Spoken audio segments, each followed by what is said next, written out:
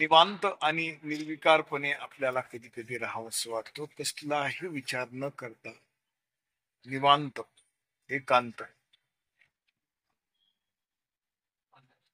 कारण विचाराचं व्यूह आणि त्यात गुरफटलेलं आपलं मन, यामुळे काय होतं, द्विधा मनस्थिती असते. प्रत्येक व्यक्तीविषयी, प्रत्येक येणाऱ्या विचाराविषयी माणसाचं मंथन करण्याची मनोवृत्ती होऊन जाते.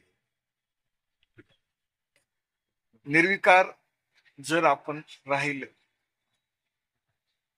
शून्यवत श्वासावर आपलं ध्यान, आपली मनाची उच्चतम पातळी जेव्हा होते, तेव्हा निर्विकार अशी अवस्था खरंच तयार करता येते. एवढं सोपं असतंय पहा. निश्चल, निवांत, निरव, एकांत अवस्था आहेत पाहते. सर्वांनाच जमतील असं नाही. शांत स्वर चालू आहे, शांत स्वर चालू आहे. निर्विकार मन आहे, प्रसन्न अंतःकरण आहे, प्रसन्न अंतःकरण. निर्विकार अवस्थेसाठी पहिल्यांदा निश्चल मन करावं लागतं. निश्चल मन करावं लागतं. स्थैर्य आणि श्वासावर लक्ष, म्हणजे विश्वासपूर्ण भगवंती मन,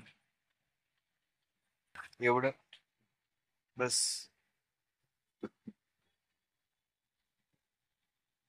कारण शुभ्र मन कसल्याही प्रकारची मनात किलमिश, काजळी आणि व्यंग वाचा नसेल,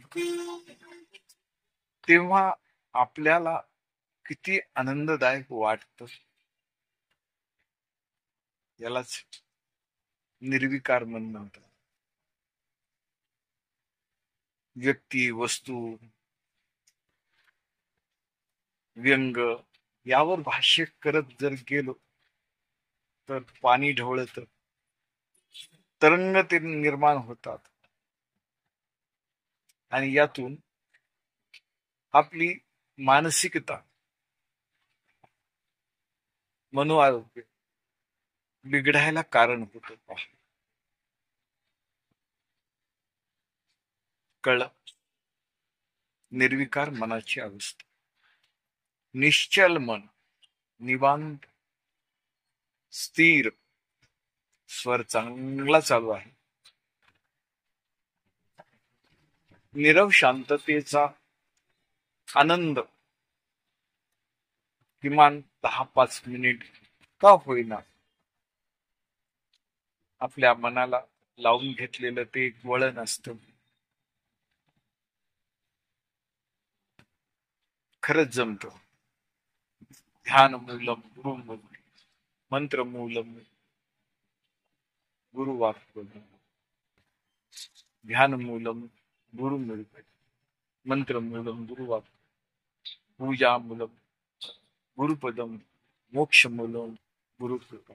गुरुतीर्थ ज्ञान, आत्मदर्शनाची अवस्था प्राप्त ही ध्यानातून होते, मौनातून होते. निर्विकार मन हे साधकाचं भगवंती लावलेलं अनुष्ठान, व्यापकत्व, आत्मतत्व जागृत होतं. आणि ते जागेपणा म्हणजेच निर्विकार मन, आनंद मन, प्रसन्न मन, चित्ताची व्यापकता, विशालता. एवढंच छान आयुष्य आहे, चांगलं जगता येईल. निरव एकांत हा खरंच गरजेचा आहे आयुष्यमान वाढण्यासाठी. जीवे जीवितम शतकम हा भाव सतत अभ्यास केल्यानंतर मनाची निर्विकार अवस्था स्थैर्य ठेवल्याने जो सात्विक आनंद आहे तो शब्दात नव्हे, एकांत, निर्विकार, निश्चल आणि आनंद अवस्थेने शांत एकांत हे असंच आहे. हा सतत अभ्यास केला, सतत अभ्यास केला तर हीच पूजा होते, हेच समर्पण होते, हीच भक्ती होते. आणि आनंदाचे दोही आनंद तरंग जे तरंग उठतात ते आनंदाचे.